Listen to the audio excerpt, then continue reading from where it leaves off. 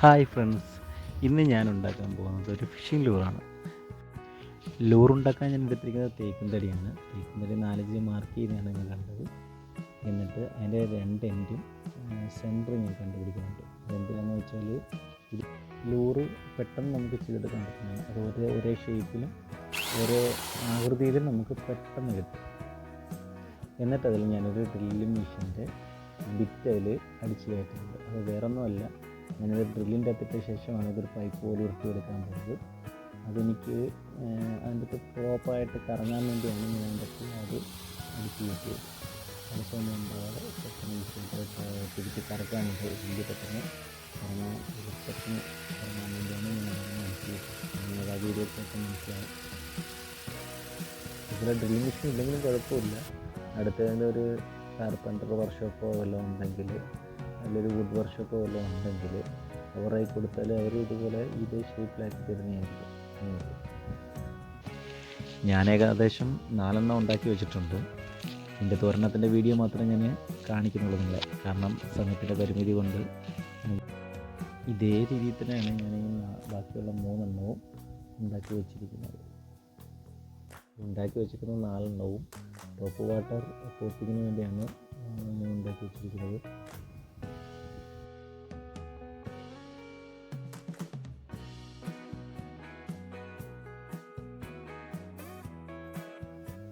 അതൊക്കെ നമുക്ക് ലൂറുണ്ടാക്കാം.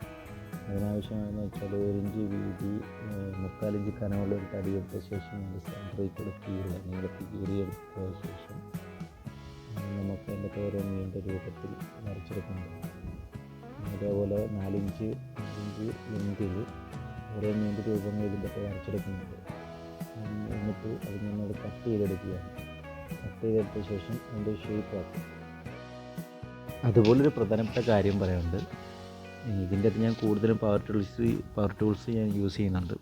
അത് വേറൊന്നുമല്ല, എനിക്കതിൽ ഉപയോഗിച്ച് പരിചയം ഉള്ളതുകൊണ്ട് മാത്രമാണ്. നിങ്ങൾ ഇതിന് പകരമായിട്ട് പിച്ചാത്തിയോ, അതായത് ഈ മാർക്കറ്റിൽ അവൈലബിളായ കത്തി, നൈഫ്, കോട്ടൺ നൈഫ് ഉപയോഗിച്ച് നിങ്ങൾക്ക് ഈസിയായിട്ട് ചെയ്തെടുക്കാവുന്നതാണ്. അതുപോലെ ഞാൻ മെഷീൻ വെച്ച് ചെയ്തിട്ടും പവർ ടൂൾസ് വെച്ച് ചെയ്തിട്ടും അവസാനം ഞാൻ പേപ്പർ ഉപയോഗിച്ചാണ്, അതായത് ക്ലോത്ത് പേപ്പർ ഉപയോഗിച്ചാണ് ഇത് ഫിനിഷിങ്ങിലേക്ക് എത്തിക്കുന്നത്.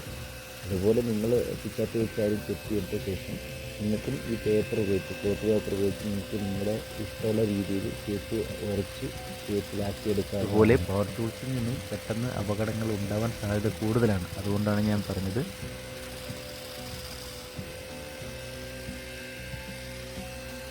സാധാരണയായിട്ട് ലൂറുകളിൽ കണ്ടുവരുന്നത് വയറാണ്, കസ്റ്റിൻ്റെ വയറാണ് യൂസ് ചെയ്യുന്നത്. ഞാനിവിടെ സ്റ്റീലിൻ്റെ റാഡാണ് യൂസ് ചെയ്യുന്നത്. അതായത് നേരത്തേക്ക് ഞാൻ റാഡ് കട്ട് ചെയ്ത ശേഷം ഞാൻ അതിൻ്റെ അകത്ത് ഹോളടിച്ച് കട്ട് ചെയ്യുന്നുണ്ട്. അത് വേറൊന്നും കൊണ്ടല്ല, അതാകുമ്പോൾ 2 ഗുണങ്ങളാണ്. എനിക്ക് സെപ്പറേറ്റ് വെയിറ്റ് ആഡ് ചെയ്യേണ്ട കാര്യമില്ല. ഓൾറെഡി സ്റ്റീലിൻ്റെ പൈപ്പിന് ഓൾറെഡി നല്ല വെയിറ്റ് ഉണ്ട്. ഏജ് കൂടിയ കമ്പി ആയതുകൊണ്ട് അത്യാവശ്യം നല്ലൊരു വെയിറ്റ് ഉണ്ട്. അത് പോരാഞ്ഞിട്ട് അതിൻ്റെ അകത്ത് 2 ഹോളടിക്കുമ്പോൾ അല്പം കൂടി സ്ട്രോങ് ആയിരിക്കും എന്ന് എനിക്ക് തോന്നുന്നു. അതുകൊണ്ടാണ് ഞാൻ അതിൻ്റെ അകത്ത് റാഡായിട്ട് കട്ട് ചെയ്ത് ഉപയോഗിച്ചത്.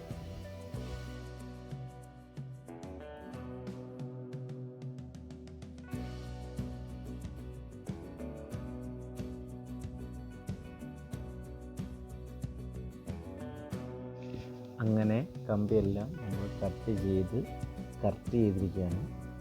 നിങ്ങൾക്ക് ഇതിൻ്റെ നോക്കിയാൽ അറിയാം, നല്ല വൃത്തിയായിട്ട് ഷേപ്പിൽ കട്ട് ചെയ്ത് നൂല് ബ്രൈഡ് ഉരഞ്ഞാൽ പോലും അത് പൊട്ടാത്ത രീതിയിൽ കമ്പിയുടെ എഡ്ജെല്ലാം നല്ല രീതിയിൽ കർവ് ചെയ്ത് വൃത്തിയായിട്ട് അതിൻ്റെ അകത്തേക്ക് കയറ്റി വെച്ചിരിക്കുകയാണ് ചെയ്തിരിക്കുന്നത്.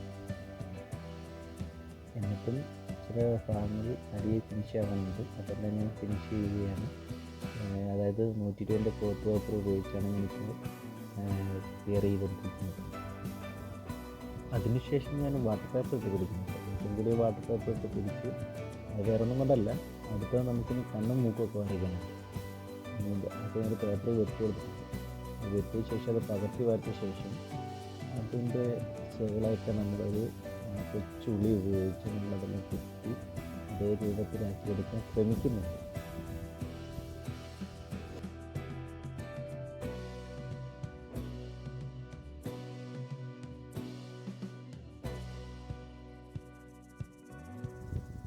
ഏകദേശം അടുത്ത വുഡ് പ്രൈമർ നമുക്ക് അടിക്കാനുള്ളതാണ്. അതുകൊണ്ടാണ് നമ്മൾ ഇത്രയും ഷേപ്പാക്കി എടുക്കുന്നത്. ഏകദേശം ഒരു നീണ്ട രൂപത്തിലേക്ക് നമ്മൾ ഇത് വരുന്നതാണ്. അടുത്തത് വുഡ് പ്രൈമർ അടിക്കണം. ഞാൻ വുഡ് പ്രൈമർ അടിച്ചിരിക്കുകയാണ്. മേടിച്ചിരിക്കുന്ന വുഡ് പ്രൈമറാണ് കാണിച്ചിരിക്കുന്നത്. ഒരാളുടെ മേടിച്ചിട്ടുണ്ട്. അതുപോലെ CD എടുത്തിട്ടുണ്ട്. CD അതുപോലെ മിനിക്കർ പേപ്പർ, അലൂമിനിയം പേപ്പർ മേടിച്ചിട്ടുണ്ട്. അടുത്തത് ഇനി പെയിൻറ്റിങ്ങും ലിപ്പും ചേർക്കാനാണ് പരിപാടിയാണ് ഞാനിപ്പോൾ നോക്കിക്കൊണ്ടിരിക്കുന്നത്. പെയിൻറ്റിങ് വലിയ രസകരമാണ്. വേറൊന്നുമല്ല, അതിൽ കുറച്ച് പെയിൻറ്റേ ഉള്ളതാണ്. ഇതിനു വേണ്ടി പെയിൻറ്റ് മേടിക്കാൻ എനിക്ക് പറ്റിയില്ല. എൻ്റെ കയ്യിലുള്ള പെയിൻറ്റ് ഉപയോഗിച്ചാണ് ഞാനിപ്പോൾ ചെയ്തിരിക്കുന്നത്. അതിൻ്റെ ഒരു പോരായ്മകളിലുണ്ട്. എല്ലാവരും ക്ഷമിക്കുക. എന്തെങ്കിലും അഭിപ്രായങ്ങളൊക്കെ ഉണ്ടെങ്കിൽ കമൻ്റായി രേഖപ്പെടുത്താവുന്നതാണ്. ഈ ഒരു കൂട്ടുകാരന് എന്തെങ്കിലുമൊക്കെ തെറ്റ് പറ്റിയിട്ടുണ്ടെങ്കിൽ നിങ്ങൾ ക്ഷമിക്കുക. ഇതിപ്പോൾ ഞാനൊരു കൂട്ടുകാരന് വേണ്ടിയാണ് നിർമ്മിച്ചിരിക്കുന്നത്. അവൻ പറഞ്ഞ രീതിയിലാണ് ഞാനിപ്പോൾ ഉണ്ടാക്കിക്കൊണ്ടിരിക്കുന്നത്. എന്തെങ്കിലും തെറ്റുകളൊക്കെ ഉണ്ടെങ്കിൽ നിങ്ങളെല്ലാവരും എന്നോട് ക്ഷമിക്കുക. അതുപോലെ കമൻ്റായി രേഖപ്പെടുത്തുക. എനിക്ക് നല്ലൊരു വീഡിയോ ആയിരിക്കും.